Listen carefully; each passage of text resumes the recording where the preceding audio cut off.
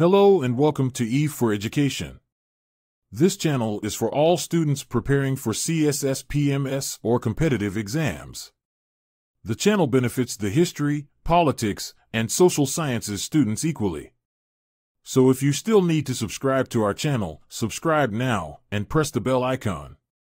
Subscribe, click the bell icon for recent updates on the channel, and don't forget to share with your friends so they can also benefit from it. Thank you. Let's start our today's lecture now. चलें जी, हम लोग शुरू करते हैं।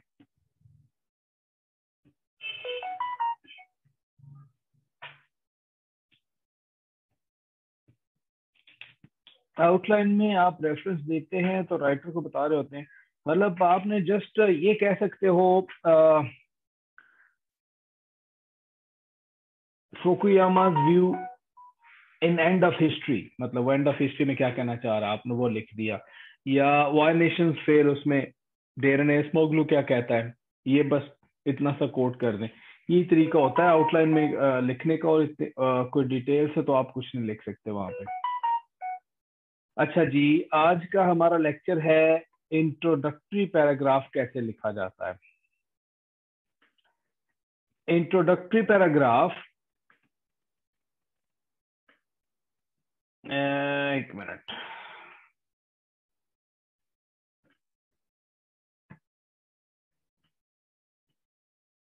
हाँ जी, introductory paragraph जब आप start में होते हैं तो लिखना मुश्किल होते हैं। इंट्रोडक्शंस और कंक्लूजन्स दोनों लिखने मुश्किल होते हैं। बंदे के लिए थोड़ी सी परेशानी आती है जहन में, कैसे स्टार्ट किया जाए, किन अल्फाज को लिखा जाए, कौन सी बातें पहले करें, कौन सी बातें मिड में रखें, कौन सी बातें एंड में करें। मतलब कोई आप डिफाइन नहीं कर पा रहे होते कि कैसे उसको मतलब स्केच आउट कैसे किया जाए। ये सारी बेसिक्स शुरू में जो है ना वो कंफ्यूज करती हैं बंदे को। इट हैपेंस विद एवरीबॉडी, और आप लोग जितने भी प्रैक्टिस कर रहे हो उस प्रैक्टिस में जितनी गलतियां निकल रही हैं, that is a good omen. गलतियां निकलना कभी भी बुरा नहीं होता। गलतियां निकलने से इंसान सीखता है, लर्न करता है, अपने आप को बेहतर करता है। गलतियां ना निकलना बुरा होता है, कि गलतियां हों और निकले ना, दैट इज नॉट गुड। सो अगर आपकी गलतियां निकल रही हैं, कुछ भी इस तरह का इशू हो रहा है, तो अपने आप को थपथपाइए, इनकरेज कीजिए और बताइए कि तुमने लिखा तो गलतियां निकली। सो कीप राइटिंग और keep getting your work evaluated. इंशाल्लाह with the passage of time बेहतर होता जाएगा। अच्छा, इंट्रोडक्शन ऑफ एन एसे, जब आपकी आउटलाइन जहां पे खत्म होती है उसके बाद आपका पैराग्राफ शुरू होता है, इंट्रो वाला। वहां से लेकर आपके कंक्लूडिंग पैराग्राफ तक बीच में कोई हेडिंग्स, कोई सब पॉइंट्स, कोई मतलब कुछ भी इस तरह का नहीं होता जिसको आप कुछ प्रोमिनेंट कर सकें। एक पैराग्राफ खत्म हुआ, दूसरा शुरू, दूसरा खत्म, तीसरा शुरू, तीसरा खत्म, चौथा शुरू, so on and so fourth. आप 20, 25, 22 जितने भी आपने पैराग्राफ लिखने हैं, आप इसी तरह चलते रहेंगे। उसमें कुछ भी आपने हेडिंग्स, सब हेडिंग्स, इस तरह का कुछ भी नहीं देना होता। सो ऐसे को वैसे नॉर्मली 3 हिस्सों में, और स्पेसिफिकली सीएसएस के हवाले से इसको हम लोग 4 हिस्सों में डिवाइड करते हैं। पहला हिस्सा इसकी आउटलाइन होती है, दूसरा हिस्सा इंट्रोडक्शन होता है, तीसरा हिस्सा इंट्रोडक्टरी पैराग्राफ और कंक्लूडिंग पैराग्राफ के दरमियान जितने पैराग्राफ्स होते हैं, बॉडी ऑफ द एसे जिसे कहते हैं वो, और लास्ट हिस्सा इसका कंक्लूडिंग पैराग्राफ। अब पेपर चेकर ने आपकी आउटलाइन और आपके इंट्रोडक्टरी पैराग्राफ ये दो पढ़कर ये डिसाइड कर लेना है कि आपको 40 नंबर देने हैं कि नहीं देने। So your 40 numbers, 40 marks are decided here. So इन दो चीजों के ऊपर आपने स्पेसिफिकली बहुत ज्यादा फोकस रखना है। गलतियां ना हो, ग्रामर की, स्पेलिंग की, एरर जिस तरह की कोई चीज नहीं होनी चाहिए, और ये up to the mark excellent किस्म का जो राइट अप हो, जो बेहतरीन किस्म का आप लिखते हैं, ये वो होना चाहिए। अच्छा,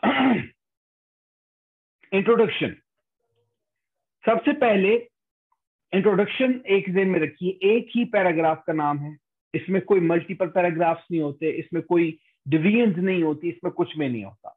लेकिन शुरू में शुरुआत करने के लिए, आप लोगों की प्रैक्टिस के लिए मैं इसको 3 हिस्सों में डिवाइड करूंगा, ताकि आपको पता चल जाए उन 3, जब कोई चीज डाइसेक्ट होके करनी पड़े ना, छोटे छोटे हिस्सों में करके करनी पड़े, तो आप इजीली कर सकते हैं।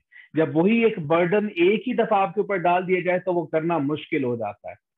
सो स्टेप वाइज करने का फायदा होता है, स्टेप वाइज ही हम उसे लेकर चलते हैं। फर्स्ट स्टेप को हम कहते हैं जर्नल स्टेटमेंट एंड एक्सप्लेनेशन। ये पहले स्टेप का नाम है। इसमें आपने क्या करना होता है, you're supposed to talk generally but about the essence of the topic। जो सेंट्रल आइडिया है, जो थीम है, उसके बारे में आपने बात करनी होती है, लेकिन ये एक जेनेरिक सी बात होती है। जब हम प्रैक्टिस करेंगे, जब मैं आप लोगों को टास्क दूंगा, तो उसमें मैं आप लोगों को मजीद गाइड करूंगा, हेल्प आउट करूंगा कि ये कैसे इसको लिखा जाएगा। So it should always directly hit the topic. जो भी उसका मेन थीम है उसके बारे में आपने बात करनी है। फिर दूसरी चीज इसमें आपने ध्यान में रखनी है, जो पहला सेंटेंस आप लिखेंगे, it must contain keywords. Keywords क्या होते हैं? फॉर एग्जांपल टॉपिक है COVID-19 and the message for our researchers। ये जनाब टॉपिक है। इसमें COVID-19 is one keyword, message is another keyword, researcher is another keyword. ये 3 मेजर कीवर्ड्स हैं। कीवर्ड से मुराद ये होता है वो 3 या 4 जितने भी हो सकते हैं, मेन बातें, मेन पॉइंट्स जिनके ऊपर पूरा ऐसे मुहित कर रहा है, जिनके ऊपर पूरा ऐसे इनकैप्सुलेटेड है, वो चीजें बताएं। मसलन कोई टॉपिक आप बताएं, उसमें से हम लोग कीवर्ड्स देखें, ताकि आप लोगों को आइडिया हो जाए कीवर्ड्स क्या होते हैं। इज एम आर इस तरह की चीजें छोड़कर बाकी जो कुछ बचेगा वो आपके कीवर्ड्स होंगे। व्हाई नेशंस फेल, नेशंस और फेलियर, ये एक कीवर्ड है। फिर इसी तरह can democracy be successful, democracy and success, ये 2 कीवर्ड्स हैं। कीवर्ड्स आपके टॉपिक के सेंट्रल आइडिया को, आपके थीसिस स्टेटमेंट को डिफाइन करते हैं। सो आपको यहां से जर्नल उसका आइडिया हो जाना चाहिए। अब होता क्या है, आपने डायरेक्टली हिट कर दिया टॉपिक को, and it must contain keyword. Keywords contain करने का मकसद ये होता है कि आप उस आइडिया के सेंट्रल थीम के बारे में बात करें, बिकॉज जितने ज्यादा आप उस टॉपिक से वर्ड्स लेंगे, उतना ही ज्यादा आप रेलिवेंट हो रहे होंगे, उतना ही ज्यादा आप डायरेक्टली टॉपिक को हिट कर रहे होंगे। जेंडर इक्वालिटी मिथ, 3 कीवर्ड्स हैं। क्या ये एग्जिस्ट करती है या नहीं एग्जिस्ट करती, ये इसका आपका जो है ना वो सेंट्रल थीम बन जाएगा। सो आपने इसको डायरेक्टली हिट करना है। सो पहली चीज, directly hit the topic and your first sentence must contain as much as possible keywords. तीसरे नंबर पे अक्सर स्टूडेंट्स पूछते हैं कि क्या हम इसे कोटेशन से शुरू कर सकते हैं? Can it be a quotation? Yes, it can be a quotation, अगर ये पहले 2 रूल्स पूरी करे तो। अगर आपकी कोटेशन डायरेक्टली टॉपिक को हिट कर रही है, और अगर आपकी कोटेशन में कीवर्ड्स भी हैं, तो आप उसको कोटेशन से भी शुरू कर सकते हैं। अब फिर क्या होगा, जब आपने पहली लाइन लिख दी, gender equality is a myth, let's say यही टॉपिक है, इसके ऊपर मैं एक फर्स्ट सेंटेंस लिखता हूं।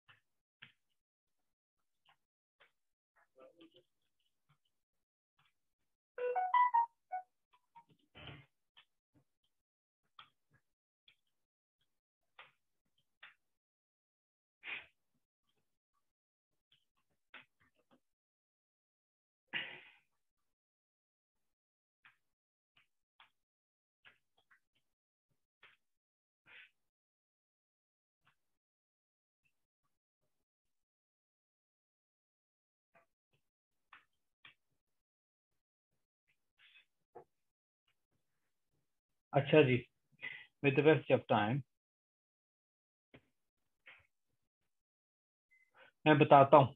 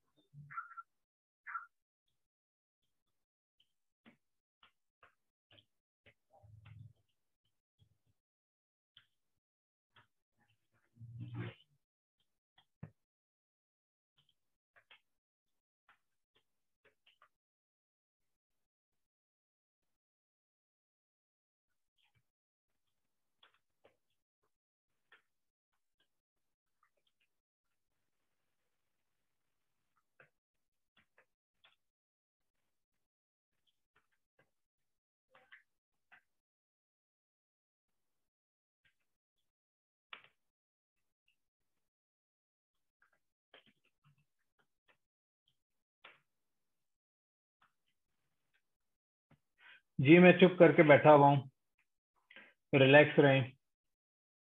मेरा सारी तवज्जो आपकी चैट की तरफ हो जाती है, मैं सेंटेंसेस लिख रहा हूँ। एक तो ये जो उल्लू का पट्टा है ना, इसका चैट में वो थोड़ा सा नजर आता है। Quality of genders in terms of the physical.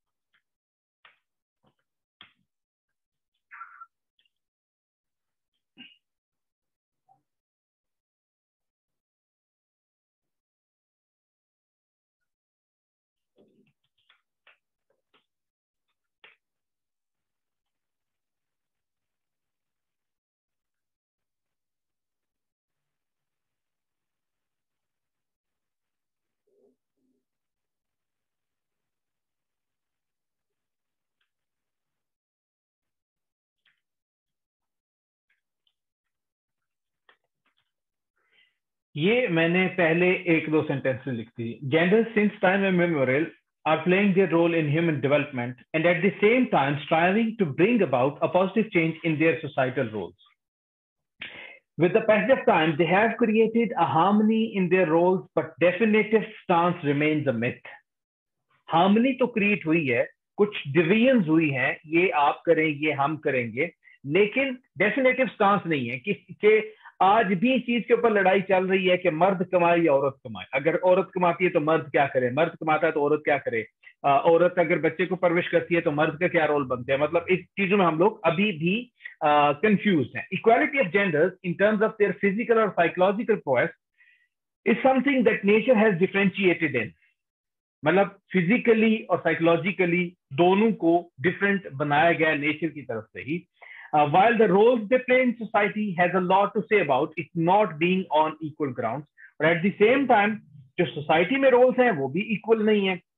so gender equality remains a myth। इससे आगे हम इसको आगे जाके एक्सप्लेन करेंगे, मतलब मेरा ये स्टांस बन रहा है। अब यहां तक जो साइमा ने क्वेश्चन पूछा कि हम थीसिस स्टेटमेंट में जाके स्क्वीज डाउन नहीं करेंगे, दैट इज वेरी ट्रू। हम थीसिस स्टेटमेंट में ही स्क्वीज डाउन करेंगे। यहां तक अभी मैंने जेनेरिक इंट्रोडक्शन करवाया इस टॉपिक का कि टॉपिक से मुराद क्या है, टॉपिक चाह क्या रहा है, इसको आगे एक्सप्लेन करता जाऊंगा और एंड पे एक स्टांस दूंगा। वो स्टांस अभी यहां तक आपको 100% मेरा स्टांस क्लियर नहीं नजर आ रहा कि मैं एग्री कर रहा हूं स्टेटमेंट के साथ या डिसएग्री कर रहा हूं। मैंने जस्ट उस स्टेटमेंट को डाइसेक्ट करके एक्सप्लेन किया है, थोड़ा खोल दिया है। स्टांस एंड पे होगा, वो आगे जब हम थीसिस स्टेटमेंट पे बात करते हैं तो वहां पे जाके हम डिस्कस कर लेते हैं। यहां तक आप लोगों को समझ आ गई?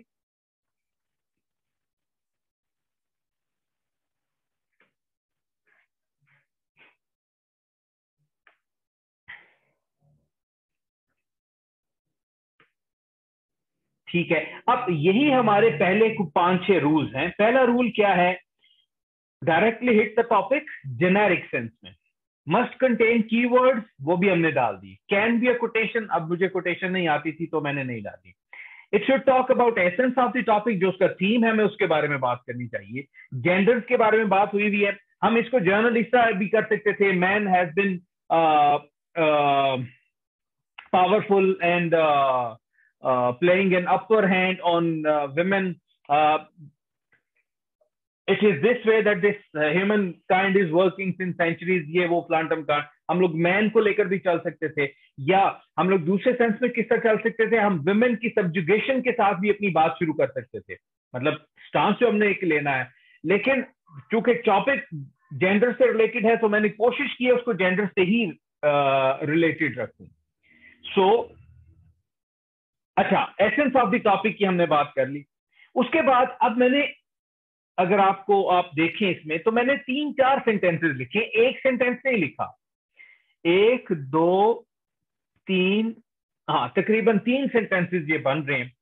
असूली तौर पे पहली लाइन तो एक सेंटेंस की होनी चाहिए थी, लेकिन आगे मैं अब अगला पॉइंट बताता हूं. There must be 3 to 4 sentences after first sentence जो आपकी पहली लाइन को एक्सप्लेन करेंगे कि what did you mean by your first line.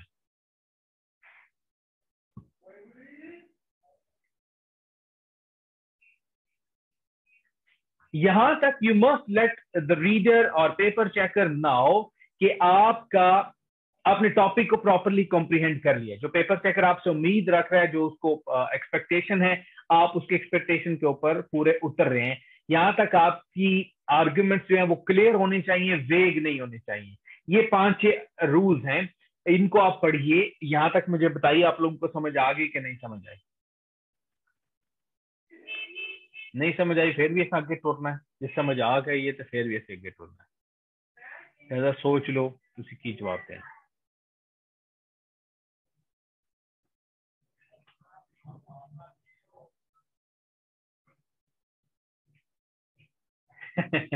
जो आपके जहन में क्वेश्चन आते हैं वो बेशक लिख ले, मैं इन पे जवाब दे दूंगा सबके.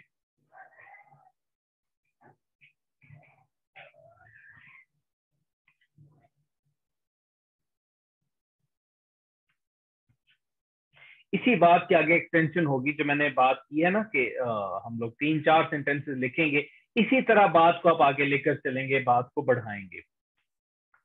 ठीक हो गया, आगे चलते हैं. ये फर्स्ट पार्ट था इंट्रोडक्टरी पैराग्राफ का. सेकंड पार्ट में आप क्या करेंगे, अब जब आपने ऐसे पकड़ा था, आपने उसके ऊपर ब्रेनस्टॉर्मिंग की थी, आपने उसके ऊपर एक अदद आउटलाइन बनाई थी.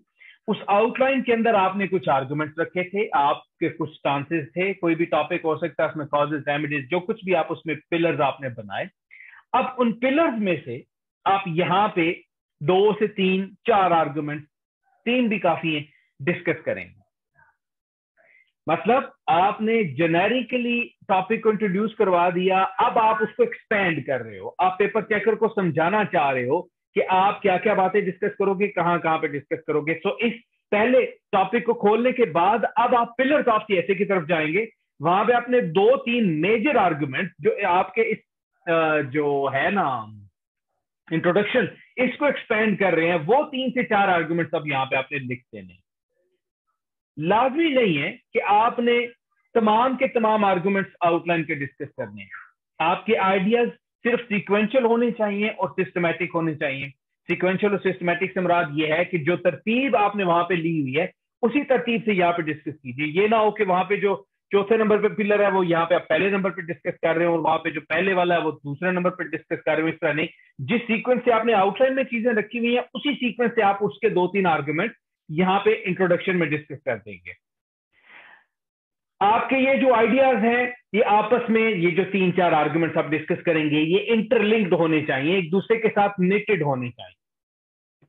और एट द सेम टाइम जो ऊपर आप 3-4 सेंटेंसेस पहले लिख चुके हैं, जो पहला पार्ट था, उसके साथ भी लिंक, उनका रब्त होना चाहिए, आपस में लिंक नजर आने चाहिए. They must make sense and show a central idea, कि आप उसी एक टॉपिक की ही एक्सपेंड कर रहे हैं, उसको पेपर चेकर को समझाने की कोशिश कर रहे हैं कि इस टॉपिक का बेसिकली आपने समझा क्या है, आपका इससे मुराद क्या है.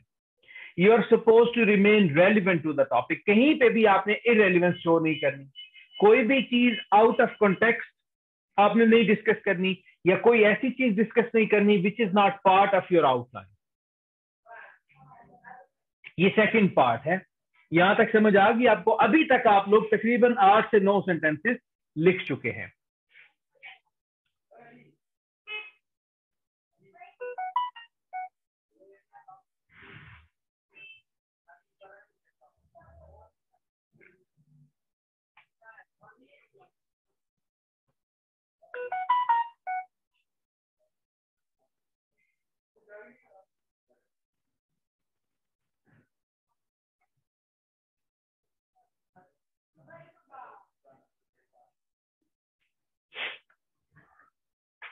ठीक हो गया।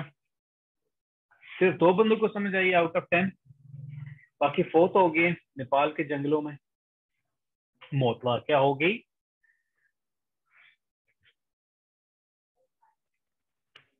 अब आते हैं इंपॉर्टेंट पार्ट की तरफ, जिसको हम कहते हैं थीसिस स्टेटमेंट। थीसिस स्टेटमेंट क्या होती है? आपके इंट्रोडक्टरी पैराग्राफ के आखिरी 1-2 सेंटेंसेस आपकी थीसिस स्टेटमेंट होते हैं। बेसिकली ये थीसिस स्टेटमेंट यही वो जगह है जहां पे you have to tell your stance. यही वो जगह है जहां पे आपने अपनी पॉलिसी बतानी है टॉपिक के बारे में कि आप टॉपिक के बारे में क्या सोचते हैं। दिस इज द प्लेस, आखिरी 1 से 2 सेंटेंस। समटाइम्स ये जिस तरह का ये टॉपिक है gender equality is a myth, आप डिसएग्री भी कर सकते हैं, आप एग्री भी कर सकते हैं, लेकिन this is the point where you have to be very clear. For example मैं लिखता हूं इसी की अगर मैंने लिखनी हो तीसरी स्टेटमेंट तो मैं क्या लिखूंगा?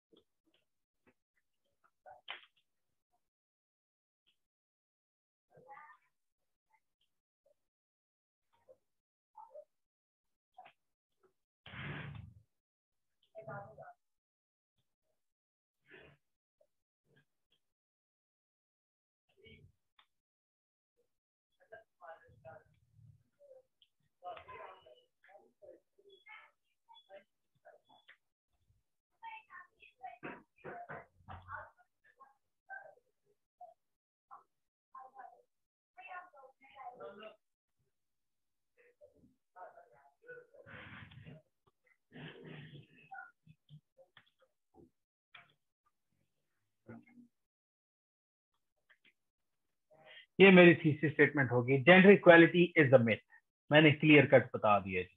Something which nature didn't prefer while creating mankind should be something understood to be the way forward. जो चीज नेचर ने प्रेफर नहीं की कि हम एक जैसे इनको बनाएं, वही चीज इंसानियत को भी समझ जानी चाहिए और यही वे फॉरवर्ड होना चाहिए। Though the roles can not be restricted, अगर कि हम बाउंड नहीं कर सकते किसी को, भाई ये तुम्हारी ड्यूटी और ये तुम नहीं करनी है। Yet human beings, like their ancestors, can live with harmony while respecting each other's freedom and creating a better world for one another. ये ह्यूमन बींग्स की जगह आप जेंडर्स भी लिख सकते हैं to make it more specific.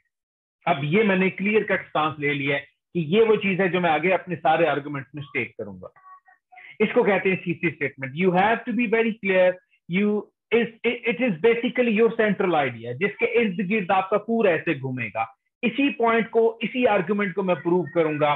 Nature ने किस तरह ह्यूमन बींग्स को में डिफरेंस रखा जेंडर्स में, साइकोलॉजिकल, फिजिकल, बायोलॉजिकल, ये सारी चीजें। थीसिस स्टेटमेंट आप या तो आउटलाइन में लिख सकते हैं, इंट्रोडक्शन के पिलर के नीचे उसकी सब हेडिंग में, या फिर यहां पे आएगी। इसके अलावा थीसिस स्टेटमेंट की कोई जगह नहीं होती। So your thesis statement is basically your central idea जिसके इर्द गिर्द आपका पूरा ऐसे घूमेगा और इन्हीं आर्गुमेंट्स को आपने ऐसे में प्रूव करना होता है। There is a link between your introductory paragraph and your concluding paragraph, और वहां पे हम लोग उसको कंक्लूजन में जाके डिस्कस करेंगे कि वो क्या है। दोनों जगहों पे नहीं होती। इन माय पर्सनल ओपिनियन, अगर आपने आउटलाइन में थीसिस स्टेटमेंट लिखी है, लिख सकते हैं, ऑप्शनल है। अगर वहां पे लिखी है तो यहाँ पे आपको वो रिपीट नहीं करने चाहिए सेम वर्ड, आप एग्जैक्ट वही स्टांस लेंगे, लेकिन यहाँ पे आपको अपनी टर्म्स और एक्सप्रेशन चेंज करना चाहिए ताकि वो रेपिटेशन और रिडंडेंट फील ना हो। अब कुछ डूज हैं इंट्रोडक्शन के। It must be appealing and mind catching. जब इसमें रेपिटेशन ऑफ वर्ड्स नहीं होगी, जब इसमें रेपिटेशन ऑफ आइडियाज नहीं होगा, जब आप इसमें कोई ग्रामेटिकल एरर नहीं करेंगे, जब आप इसमें कोई स्पेलिंग के एरर्स नहीं करेंगे, तो ये ऑटोमेटिकली अपीलिंग और माइंड कैचिंग बन जाएगा। द मोस्ट प्रेसिंग आर्ग्यूमेंट्स, जो सबसे इंपॉर्टेंट और सबसे खूबसूरत आपको लगता है कि आपके पास आर्ग्यूमेंट हैं अपने स्टांस को प्रूव करने के लिए, उनको यहाँ पे एक आध को डिस्कस कीजिए। ये वेल स्ट्रक्चर्ड होना चाहिए, मेच्योर लैंग्वेज यूज कीजिए। मैं पहले भी बता चुका हूं, मेच्योर लैंग्वेज वो होती है जिसमें आप गलतियां नहीं करते, जिसमें आप रिपीट नहीं करते ना आइडियाज और ना वर्ड्स को। कन्विंसिंग और स्ट्रॉन्ग आर्गुमेंट्स आपने यहाँ पे डिस्कस करने हैं। सिमेट्री आपने नहीं खराब करनी, बहुत ज्यादा लेंथी नहीं लिखना, कभी भी इररेलेवेंट कोई आर्गुमेंट नहीं होगा, कोई स्पेलिंग और ग्रामेटिकल एरर्स नहीं होने चाहिए। अब अगर इंट्रोडक्टरी पैराग्राफ से रिलेटेड आपका कोई क्वेश्चन है तो वो आप मुझसे पूछ सकते हैं, अदरवाइज मैं आपको टास्क दे देता हूं, नेक्स्ट टास्क जो आपने करना है। And this was all about today's lecture. See you next time. And remember to like the video, subscribe to the channel, and press the bell icon for the latest updates. And share it with your friends. You can also contact us via the email address mentioned on the screen. Thank you.